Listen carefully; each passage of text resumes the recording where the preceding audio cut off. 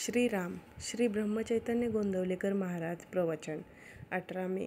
वृत्ती भगवंताच्या ठिकाणी स्थिर ठेवावी.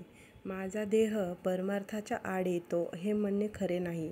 तो मदत करतो किंवा आड येतो या दोन्हीत विशेष तथ्य मानू नये. माझी वृत्ती कुठे गुंतते ते हे पाहावे. भगवंतजनात दिवस घालवावा असे वाटू लागले, पण संगत मिळाली खेळ खेळणाऱ्याची, तेव्हा त्याचे मन कशाला मोडा असे म्हणून खेळू लागला. भगवंताच्या स्मरणात राहण्याच्या वृत्तीपासून ढळू लागला तर कसे होणार. आईने आजवर खस्ता खाल्ल्या, लहानाचे मोठे केले, तीच आई लग्न झाल्यावर विषयाच्या आड येऊ लागली आणि म्हणून वैराग्यासारखी वाटू लागली.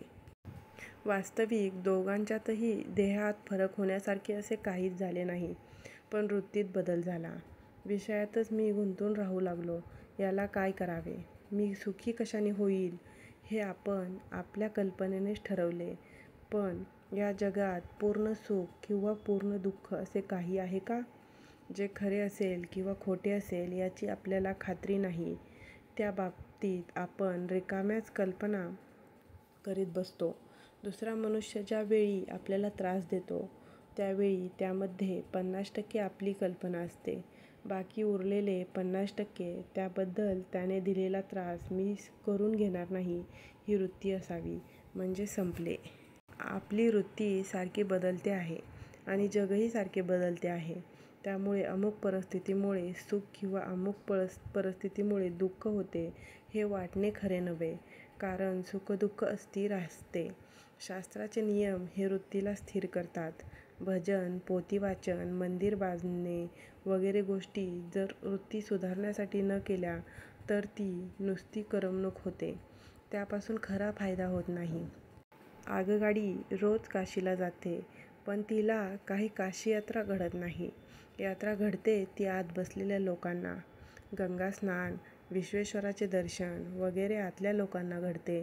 त्याचप्रमाणे देहाने नुसता पूजापाठ वगैरे करून परमार्थ घडत नाही. आपली वृत्ती भगवंताच्या ठिकाणी चिटकली पाहिजे.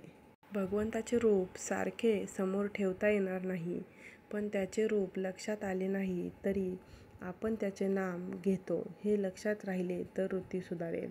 आपल्या डोळ्यात अगदी बारीक कण गेला तरी तो खुपतो. त्याहीपेक्षा वृत्ती सूक्ष्म असते, ती भगवंतालाच कळते, म्हणून त्याच्यापाशी लबाडी चालत नाही. विषयाचा भोग आला असता जो त्याच्यामध्येच गुंतत नाही, त्याच्यावर भगवंताची खरी कृपा झाली हे समजावे.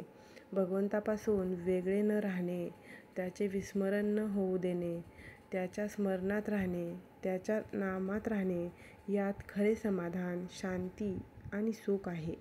बोधवाक्य: वृत्ती स्थिर होणे, शांत होणे याचे नाव समाधान आणि भगवंताकडेच वृत्ती सारखी राहणे याचे नाव समाधी होय.